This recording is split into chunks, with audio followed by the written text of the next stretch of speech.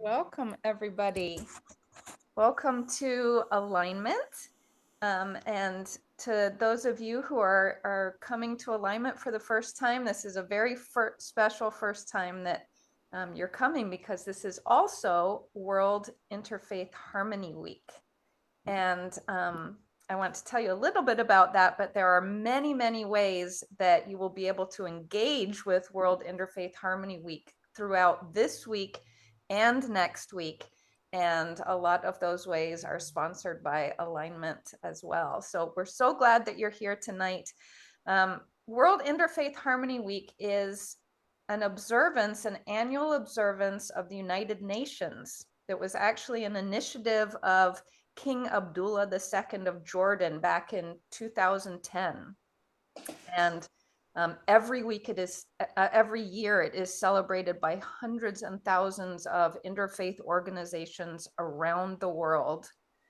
And Alignment this year is deeply honored to be partnering with the Charter for Compassion in hosting a fortnight of programming called Living Wisdom: Meditations and Practices for a Compassionate Life.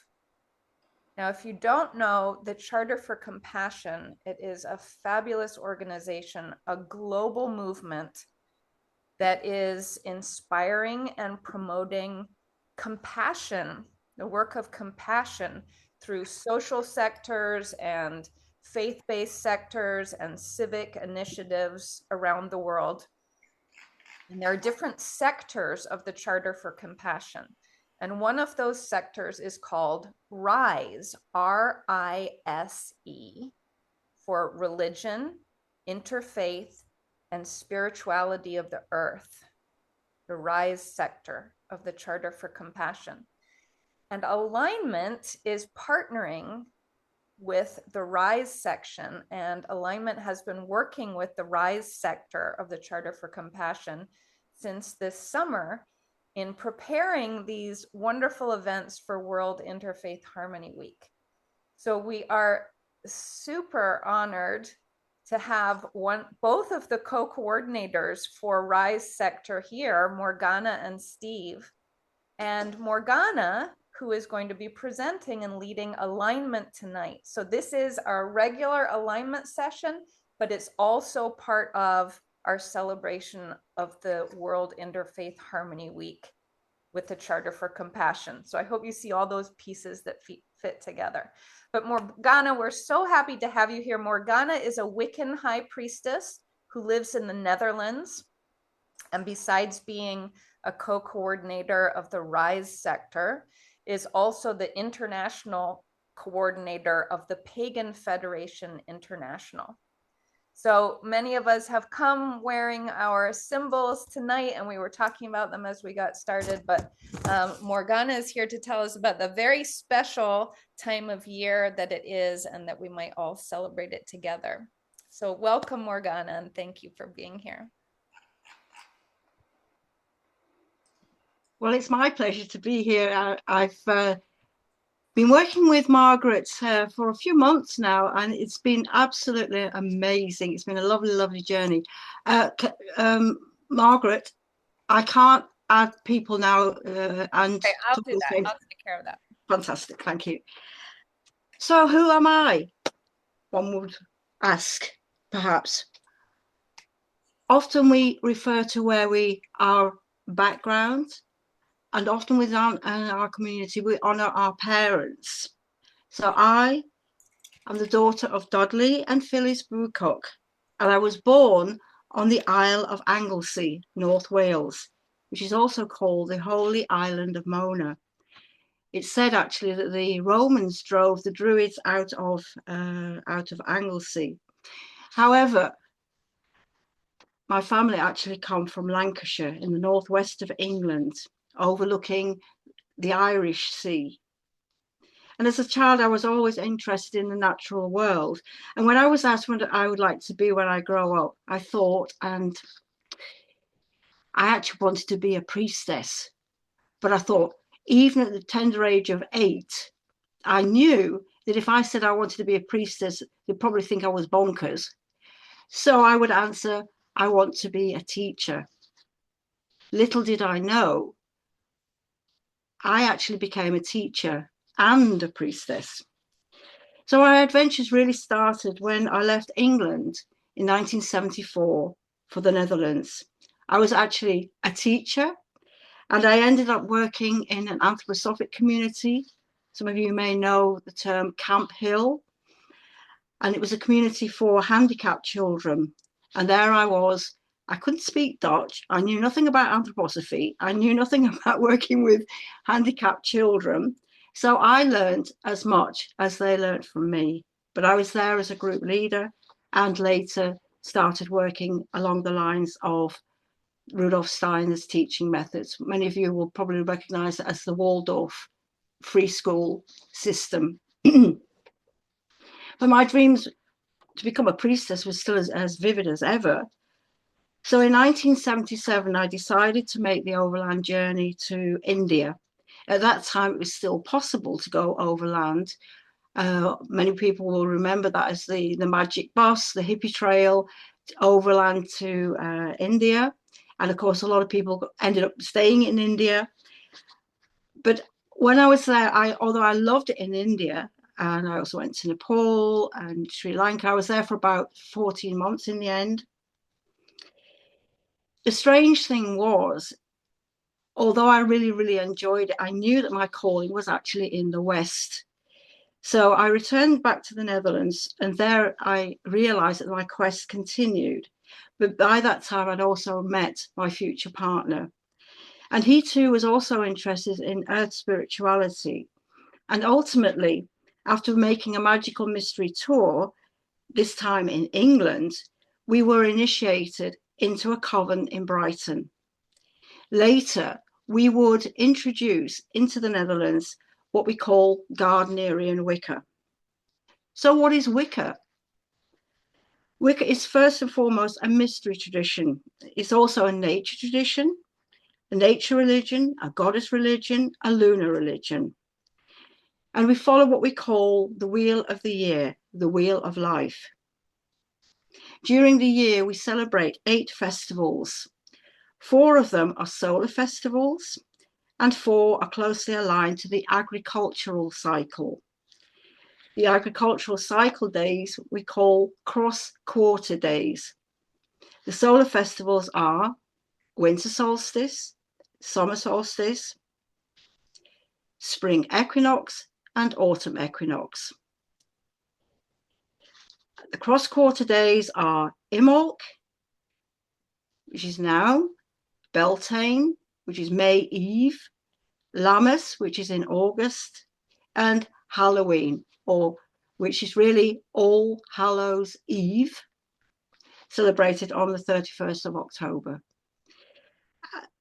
Of course, some of them, we were just talking about Celtic and Gaelic names. We often find within our Wicca tradition that many of these names are actually used. So Samhain, which is another name for Halloween, actually means the month of November.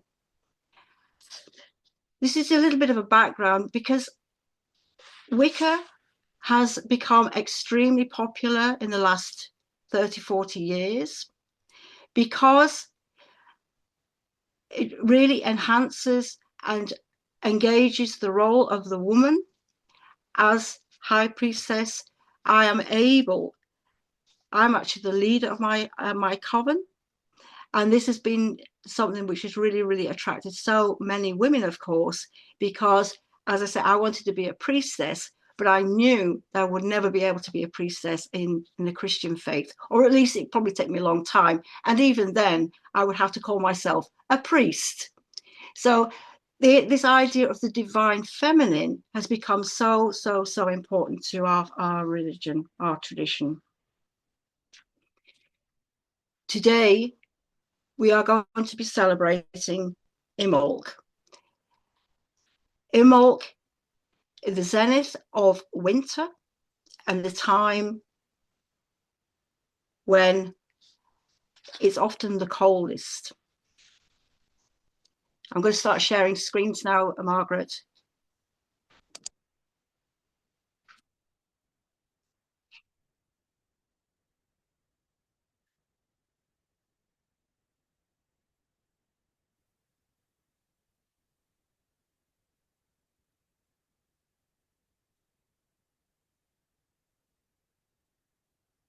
So today we're celebrating Imbolc. As I just pointed out, it marks the midpoint between winter solstice and the spring equinox. And it falls typically, and I say typically, around February the 1st or 2nd, partly because with it being part of the agricultural cycle, we often say the first sightings of the snowdrops will mark the time when we will celebrate Imbolc. Imbolc, which actually means in the belly, and also marks the time when it's the lambing season. I should just point out, as Margaret also pointed out, this is, of course, Northern Hemisphere. In the Southern Hemisphere, the 1st of February, of course, we'll be celebrating Lammas, which is the 6 months later, of course. So Imbolc is associated with the coming of spring and the rebirth of Earth, symbolized by the first signs of new growth after the cold winter months. And traditionally, as I said, it's marked by spotting the first snowdrops. Emerging in late winter, they signal the transition from darkness to light, making them a powerful emblem of new beginnings. Despite their fragile appearance, snowdrops are incredibly hardy, pushing through frost and snow to bloom. This resilience makes them a symbol of perseverance and strength. The festival of Imbolc is often linked to Bridget, the Celtic goddess of fire, healing, poetry, and fertility. In many traditions, Imbolc celebrates the awakening of the land, as well as the stirring of new life born in nature and within people. It's a time for purification. And we remember the Christians, of course, will be celebrating Lent soon with fasting. This is also part of the Imbolc when the stocks are very, very low, and it's also a time when people are really struggling now to get through the last parts of the winter. But within Christian traditions, is more generally known as St. Bridget's Day, honouring the saint who was believed to be inspired by the goddess Bridget. Many of the practices around Imbolc, like lighting candles, making Bridget's crosses, and celebrating the return of light, still carry the essence of the original pagan observance. The light chases away the shadows. Gradually, of course, the darkness of winter has to give way to the lightness of spring.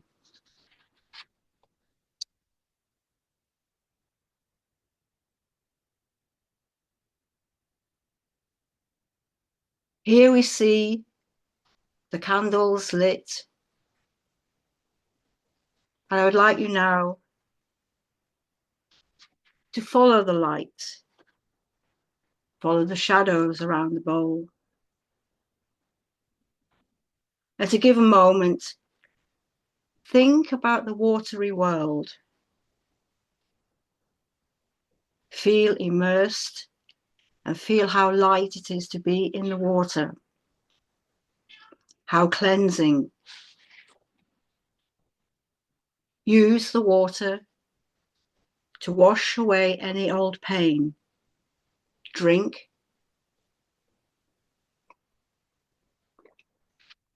of the water. Feel how the water is cleansing and refreshing. What can you see? What can you hear?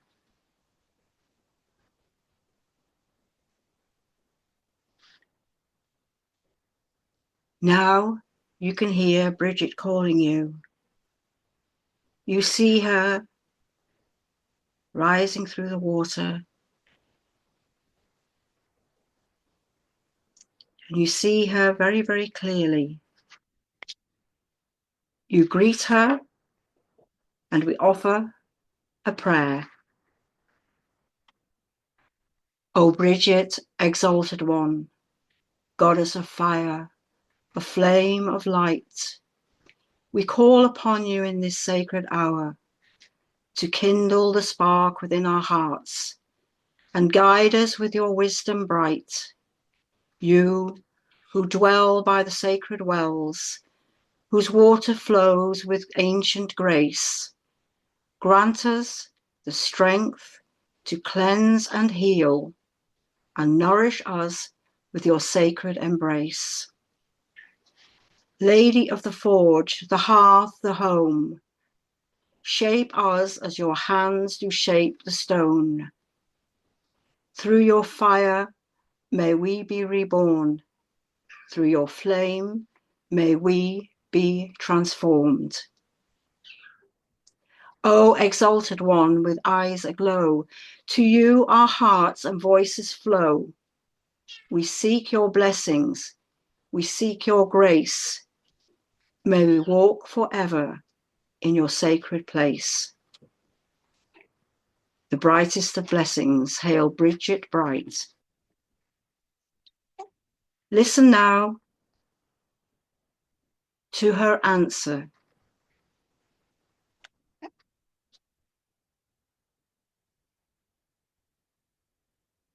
Think too of those who would benefit from her healing energy, and also for yourself.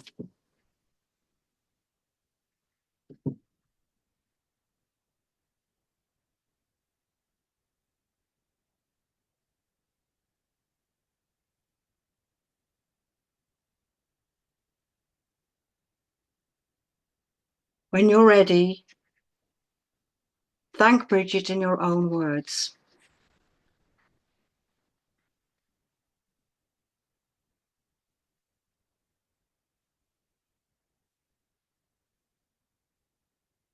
The brightest of blessings, hail Bridget bright. Blessed be.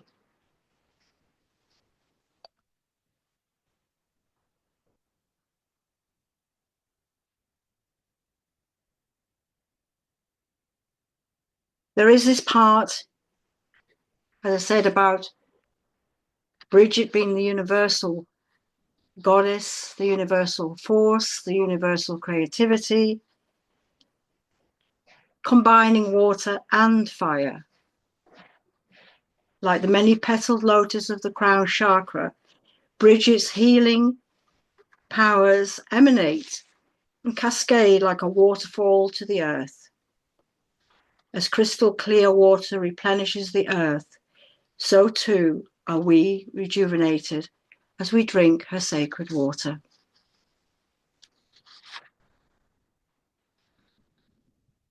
Blessings.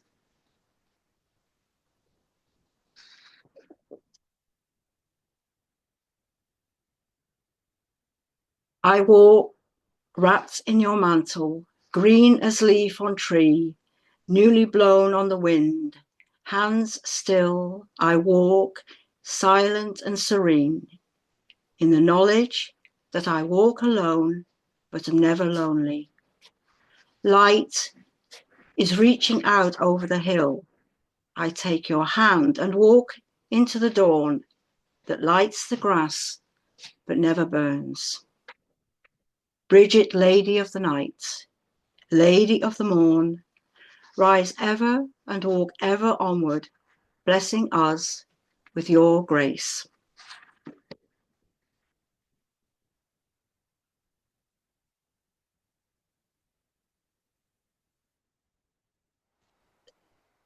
When we're doing healing work, how many people, when we hear that somebody's died, we say, I'll light a candle. How often the candle is that beacon, but also leads the way into a different sphere. Sometimes we call that place the subliminal. But it is so ancient, so deep within us that's why I say, so many of the things we do, and especially lighting of candles, is so deep within us that we do it automatically. I always say to people, candles have a special magic. And I sometimes say, you know, in the Catholic Church, they do some beautiful magical work with all their candles, and they're quite shocked. And I said, but how many of you have done candle magic? And of course, a lot of you will say, oh, I can't remember doing candle magic. But remember, when you have a birthday, what do we do? Your mom or your dad or prepare for your birthday. They make the way, get the list together for the party. The parties come, the people arrive, and we celebrate with a birthday cake with all the candles. Person whose birthday it is, we say, make a wish and blow out the candles. And then everybody will sing happy birthday. That is a pure act of magic. And so many of us do this automatically. Within our practice, we always say that it's very good if we have things we can actually do or make. And I was saying to Margaret, if anybody's interested, and if we have time, Margaret, how are we doing for time? We're great. We've got 7 minutes officially until we end, and then we can have time for conversation afterwards. Okay. I was saying that, of course, Bridget is very famous for the Bridget's cross. And we were just saying, how about our symbols and, you know, all these things we wear. So I'm just going to start the slideshow again because I'd like to just give you a little bit of information or about Bridget's cross. Is that okay, Margaret? Have we got time for that? And it'll be something that you can all do. You can all make. And here's my pussycat. she loves being with me in ritual. So and she's after my water.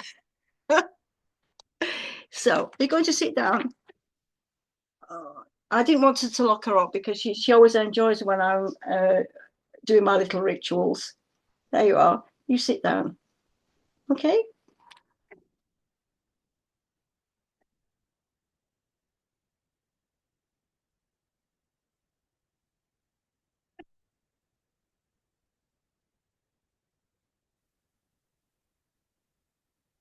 So this is you probably recognise now the Bridget's cross. It's traditionally made of rushes, and of course in Irish homes on the 1st of February they will remember Saint Bridget and use. Actually, what they often do is they burn the old Bridget's cross from the year before, and then bring the new one in as a part of the celebrations on the 1st of February. And it's said that Saint Bridget was the first one to come up with this distinct cross symbol, and but the design is also very much based on the pagan sun wheel. And of course, it has the four, so that there's a lot of symbolism there anyway. But according to an old tale, this is how Bridget came to make the cross. There was an old pagan chieftain who lay delirious and restless in his deathbed in his Kildare home. Nobody could calm him down, so his servants summoned the saintly Bridget to help put him at ease. Bridget came to see the old man and sat by his bedside. She patiently calmed and consoled him, and she soothingly spoke to the dying man. But she saw on the ground rushes strewn all over the floor. So she picked up a few strands and began weaving them as she kept on watching over the man. And eventually she formed a cross with the rushes. She explained the meaning of the cross to the old chieftain until her soothing words brought peace to his soul. The old chieftain eventually relaxed, and as he lay captivated by Bridget's words, so just before his death, he asked to be baptized as a Christian. News about this conversion spread across the land, and since then, people made rush crosses to honour the occasion. The day was February the 1st and became the feast day of St. Bridget. So that's the whole story. So how do you make it? There are quite a few video clips on YouTube on actually how to make it, but it's a wonderful meditative practice as Bridget was making the cross and then consoling the chieftain. But of course, what we can do is make the cross and meditate, and that's when we can also do our magic. Often when we do magic, it's actually we're distracting ourselves from the mundane world and just concentrating on the movement, the weaving of the magic. And when you've made your Bridget's cross, then you'll hang it up in your home and it will remind you of the 4 seasons. We were talking about heaven, earth, land, sea, and it reminds you of home. So if you'd like to continue your meditative practice, have a go at making a Bridget's cross.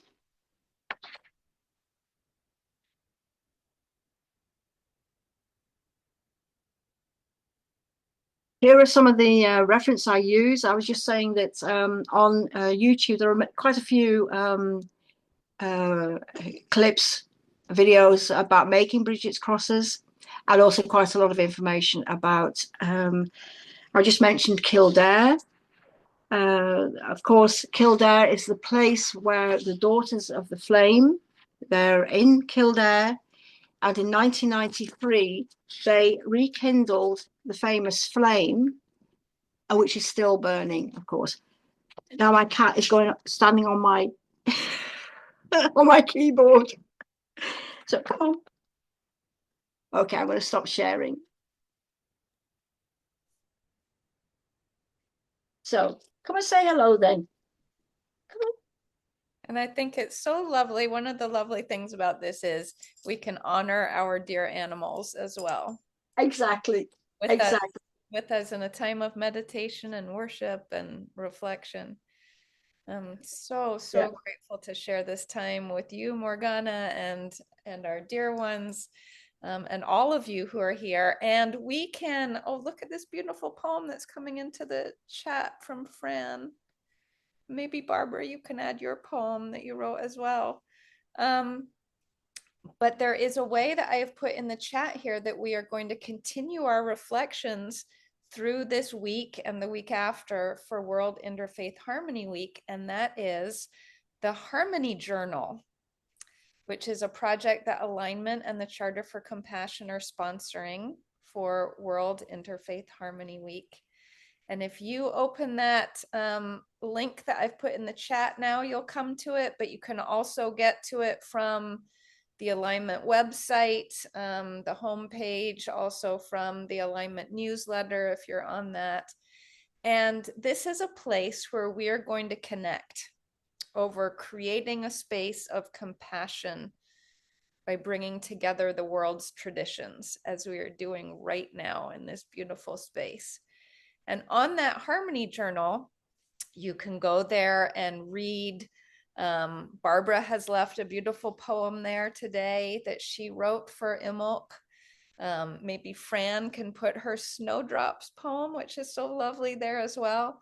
You can go there and read what people are leaving on each day of World Interfaith Harmony Week, or you can add your own thought. You can go there and upload a picture from your phone.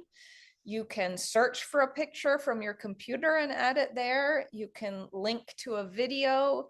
You can write a word. You can leave whatever you want in this journal. Or you can go and like other people's reflections that they've left or comment on them. It's just a space where we can continue to connect and to grow harmony and to build compassion between and among our traditions and across the world. We are so grateful for this space and the place to be able to do this. So Morgana, thank you so, so much for being here and for leading us for Imbolc and to learn about Bridget some more today and about Wicca. And I'm going to turn off the recording now, but anyone who would like to stay and share a poem or a thought or a question with Morgana, please do stay. Yes. Everyone else, thank you so much for being here with us today. It's been an absolute pleasure. Thank you for inviting me. And I always enjoy celebrations together, and we don't do it often enough. So it's been a real pleasure to be able to share the celebration with you. Thank you very, very much.